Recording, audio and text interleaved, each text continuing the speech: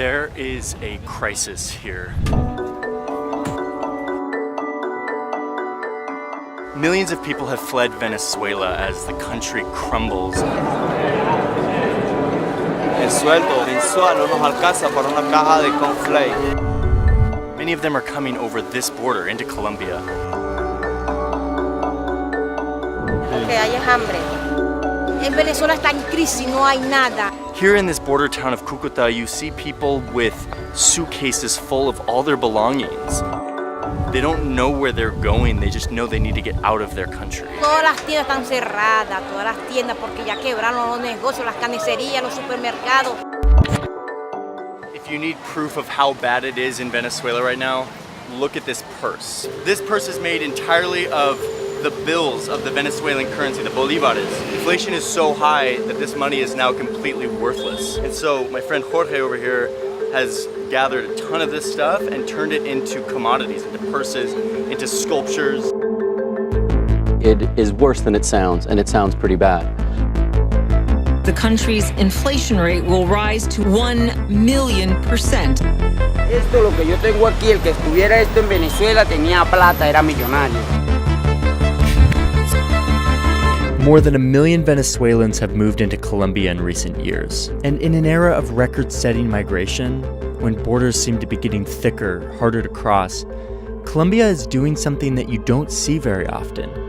It's opening its doors and it's letting people in. The border crisis is shocking. It's a real humanitarian crisis.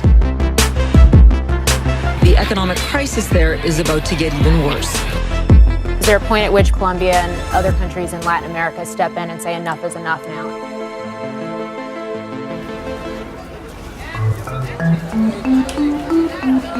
This border town of Cúcuta is now totally bustling. This is the very end of the border, right as people are entering. So the one thing that you'll hear that is a little interesting is se compra cabello. We buy hair. So you continue on their way to make some money as the women will sell their hair. Basically get 100,000 pesos, which is like $30.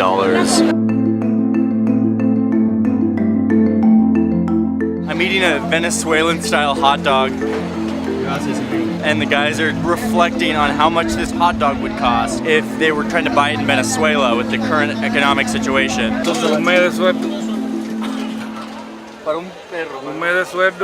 87% of the country's households into poverty. Images that we have just never seen in Latin America before is unfortunately something we're seeing now. The collapse of Venezuela didn't happen because of a civil war or a natural disaster, but rather the colossal economic mismanagement by the country's leader, Nicolás Maduro.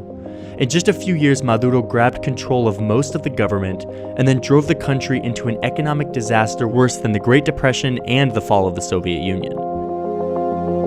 Hay mucha gente pobre y con hambre. Que no se consigue medicina, la enfermedad de los niños, las vacunas. En Venezuela ahorita un almuerzo sale un realero.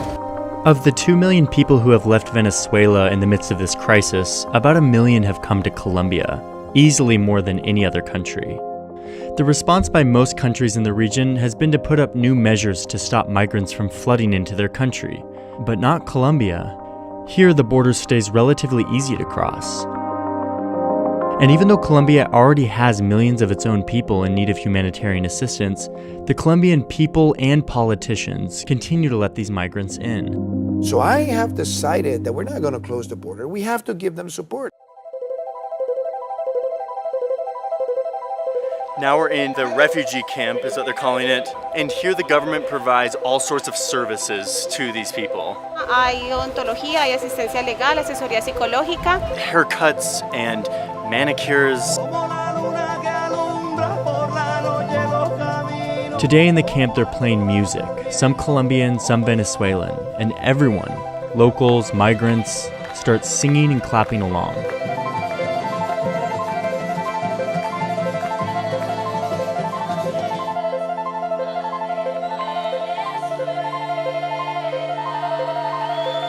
No nos dividen fronteras, tenemos un mismo cielo que nos acobija. venimos a que sepan que tu bandera es mi bandera. Queremos dar gracias a la tierra colombiana y bendecir a Colombia. Eso que estamos muy agradecidos con el pueblo colombiano, porque personas como ella nosotros nos podemos alimentar.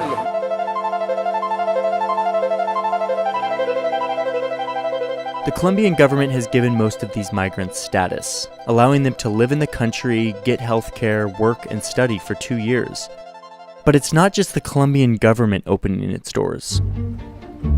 In a neighborhood near the border, people have started taking migrants into their homes, indefinitely and for free. Pero yo acá tengo sino 4. ¿Cuatro? 4 nomás. ¿Es una familia? Sí, es una familia. No me da miedo. Sé que si lo hago de buen corazón, yo sé que Dios no va a dejar que a mí nada malo me suceda. Hola amigos, ¿qué tal? O sea, ustedes también tienen sus propias necesidades. ¿Cómo lo hacen llevar las necesidades de otras personas? ¿Es difícil eso? Sí, claro. No es fácil, pero uno es guerrero, uno como colombiano es luchador. Uno dice, no, pues ahí aguantamos para todos. Ahí desde que traten de aguantar, ¿no? ¿Sí? Carlos también nos ha ayudado, que eso sí, siempre lo vamos a agradecer, pero... Y se han portado bien, gracias a Dios. And to understand why these people are opening up their doors to Venezuelans, you have to understand their past. If you go back to the 1800s, Colombia and Venezuela were actually a part of the same country called Gran Colombia. This country eventually broke up into the modern states we know today.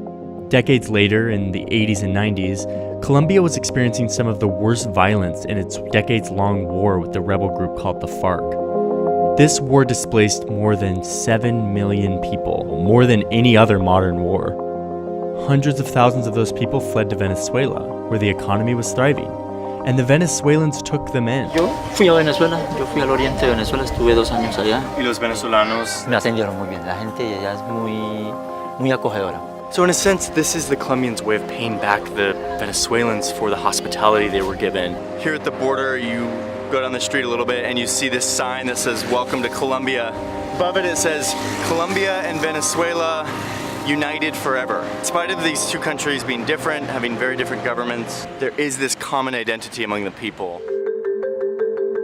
But there are reasons to believe that this sense of solidarity might not last forever. A slew of crimes allegedly committed by Venezuelans have led to a new wave of skepticism in the country.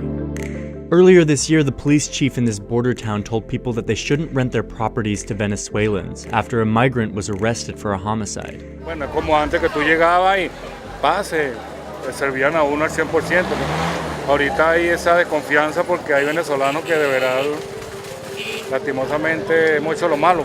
But despite the growing skepticism, many Venezuelans continue to see tremendous support in Colombia, a country that has chosen to keep its doors open to the thousands of migrants who come in every day. I'm so glad you've watched episode 1 of Borders Colombia. I've got a bunch more episodes coming your way, another one next week, so keep watching. And I want to say a huge thank you to the Borders local network. They allow me, an outsider, to come into this place and to understand it in a better way. So thank you to the locals who contributed, and stay tuned for more Borders.